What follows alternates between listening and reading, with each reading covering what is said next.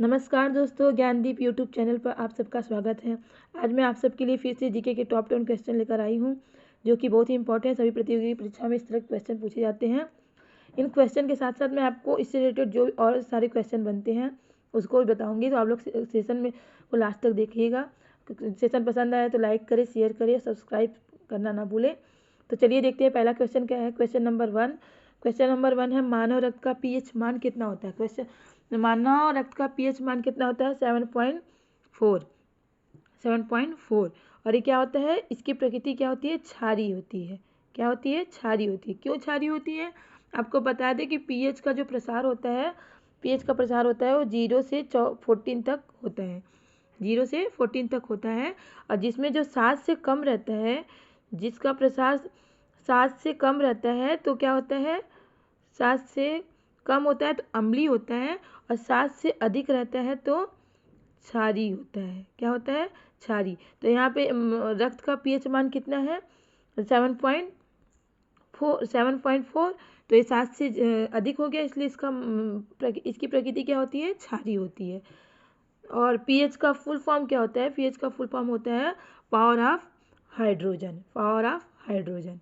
तो ये रहा आपका पहला क्वेश्चन। सेकंड क्वेश्चन क्या है? कौन सा पदार्थ पृथ्वी पर तीनों अवस्थाओं में पाया जाता है? पानी जो है वो तीनों अवस्थाओं में पाया जाता है। अब तीन अवस्था क्या होता है? ठोस, द्रव, गैस। 3 अवस्था होता है। तो पानी एक ऐसा पदार्थ है जो कि तीनों अवस्था में पाया जाता है। जैसे कि पानी को जब रहता है पानी, तो वो तरल अवस्था में होता है। जब बर्फ़ बन जाएगा तो ठोस अवस्था में हो जाएगा। वहीं पानी जब वाष्प के रूप में निकलने लगता है तो गैस अवस्था में हो जाता है। तो इसलिए पानी एक ऐसा पदार्थ है जो तीनों अवस्थाओं में पाया जाता है। क्वेश्चन नंबर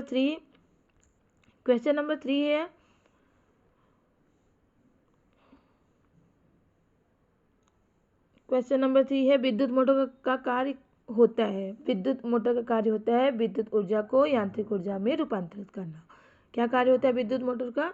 जो मशीन होती है विद्युत मशीन, और उसका कार्य क्या होता है? विद्युत ऊर्जा को यांत्रिक ऊर्जा में रूपांतरित करना। क्वेश्चन नंबर 4, मानव शरीर में सबसे छोटी ग्रंथि कौन सी है? पिट्यूटरी ग्रंथि। सबसे छोटी ग्रंथि कौन सी होती है? पिट्यूटरी ग्रंथि। इसे पीयूष ग्रंथि भी कहते हैं। क्या बोलते हैं? पीयूष ग्रंथि भी कहते हैं। इसे पीयूष ग्रंथि भी कहते हैं। और इस तरह के भी क्वेश्चन बनते हैं कि मानव शरीर की सबसे बड़ी ग्रंथि कौन है? तो मानव शरीर की सबसे बड़ी ग्रंथि लीवर, यानी हिंदी में इसको यकृत बोलते हैं। लीवर जो है वो सबसे बड़ी ग्रंथि होती है। सबसे छोटी ग्रंथि पीयूष यानी पिट्यूटरी ग्रंथि, और सबसे बड़ी ग्रंथि लीवर यानी यकृत ग्रंथि। क्वेश्चन नंबर 5 है, पित्त का निर्माण शरीर के किस भाग से होता है? पित्त का निर्माण शरीर के कौन से भाग से होता है? यकृत लीवर में होता है, जो कि शरीर की सबसे बड़ी ग्रंथि है। अभी मैंने आपको बताया कि शरीर की सबसे बड़ी ग्रंथि कौन सी होती है? यकृत यानी लीवर। और इसी यकृत में क्या होता है? पित्त का निर्माण होता है। क्वेश्चन नंबर 6, HIV विषाणु से कौन सा रोग होता है? तो HIV एक वायरस है, और इससे कौन सा रोग होता है? एड्स। तो इससे एक क्वेश्चन और भी बनता है, HIV का फुल फॉर्म और एड्स का फुल फॉर्म क्या है? तो ये भी आप लोग को दिमाग में रखना है। HIV का फुल फॉर्म होता है ह्यूमन इम्यूनो डिफिशियंसी वायरस, और एड्स का फुल फॉर्म क्या होता है? Acquired demyelinating syndrome. ये दोनों आप लोग नोट कर लीजिएगा। HIV का फुल फॉर्म होता है ह्यूमन इम्यूनो डिफिशियंसी वायरस, और एड्स का फुल फॉर्म होता है एक्वायर्ड डीमाइलिनेटिंग सिंड्रोम। तो चलते हैं नेक्स्ट क्वेश्चन पे। क्वेश्चन नंबर 7 है, रक्त का थक्का जमाने में कौन सा विटामिन सहायक होता है? तो रक्त का थक्का जमाने में कौन सा विटामिन सहायक होता है? विटामिन की। इसी विटामिन के से ही क्या होता है? रक्त का थक्का जमता है। अगर रक्त का थक्का नहीं जमेगा तो बहुत बड़ा प्रॉब्लम होता है। तो और ये भी पूछता है कि विटामिन के से कौन सा रोग होता है? तो विटामिन के से रिकेट्स। इस तरह के क्वेश्चन एग्जाम में बनते हैं विटामिन के की कमी से कौन सा रोग होता है? विटामिन के की कमी से रिकेट्स रोग होता है। और अलग अलग विटामिन है, vitamin C, vitamin B, vitamin A की कमी से कौन कौन से रोग होते हैं, ये सब भी आप लोग को ध्यान में रखना है, क्योंकि इस तरह से भी क्वेश्चन एग्जाम में बनते हैं। तो क्वेश्चन नंबर 8 है, ध्वनि को मापने की इकाई क्या है? ध्वनि को मापने की इकाई क्या है? डेसिबल।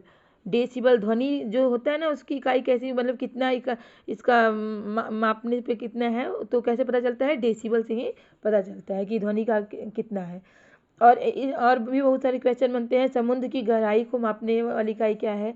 तो फेदोमीटर। समुद्र की ये भी क्वेश्चन बनता है, फेदोमीटर। समुद्र को मापने की इकाई क्या है? फेदोमीटर। और वायुमंडल की दबाव को मापने की इकाई क्या है? बेरोमीटर। ऊंचाई मापने वाली यंत्र को क्या बोलते हैं? अल्टीमीटर।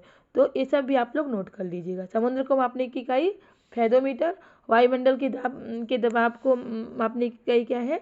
बैरोमीटर। ऊंचाई मापने की का यंत्र क्या होता है? अल्टीमीटर।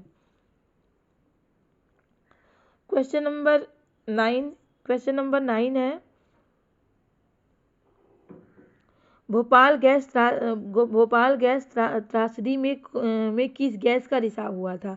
भोपाल गैस त्रासदी में मिथाइल आइसोसाइनेट का रिसाव हुआ था, जिसे MIC का फुल फॉर्म है मिथाइल आइसोसाइनाइड का रिसाव हुआ था, जो कि जहरीली गैस है। और इस गैस के रिसाव से बहुत सारे लोग मर गए। तो क्योंकि जहरीली गैस थी, और एक त्रासदी कहाँ पे हुई थी? मतलब एक भोपाल गैस त्रासदी यानी भोपाल में ही हुई थी। तो कौन सा गैस का रिसाव होता है? MIC एक जहरीली गैस है। MIC मतलब मिथाइल आइसोसाइनेट। क्वेश्चन नंबर 10 है, कृष्ण क्रांति का संबंध किससे है? कृष्ण क्रांति का संबंध पेट्रोलियम और खनिज तेल से है। कृष्ण क्रांति का संबंध पेट्रोलियम और खनिज तेल से है। तो इस तरह के कृष्ण क्रांति तो हो गया, और इस तरह से बहुत क्वेश्चन ये भी बनते हैं कि नीली क्रांति, पीली क्रांति। तो बहुत सारी ऐसी क्रांतियां हैं जिसका संबंध किससे होता है। इस तरह के क्वेश्चन भी बनते हैं, तो इसे आप लोग अपने दिमाग में रखिएगा। तो क्रांति से संबंधित भी क्वेश्चन, कृष्ण क्रांति, पीली क्रांति, नीली क्रांति, इस तरह से भी क्वेश्चन बनते हैं। तो ये रहे आपके टॉप 10 क्वेश्चन। अगर सेशन पसंद आया तो सेशन को लाइक करें, शेयर करें, और चैनल को सब्सक्राइब करना ना भूलें। और इसी तरह के क्वेश्चन की प्रैक्टिस करने के लिए हमारे चैनल से जुड़े रहें। तब तक के लिए बाय।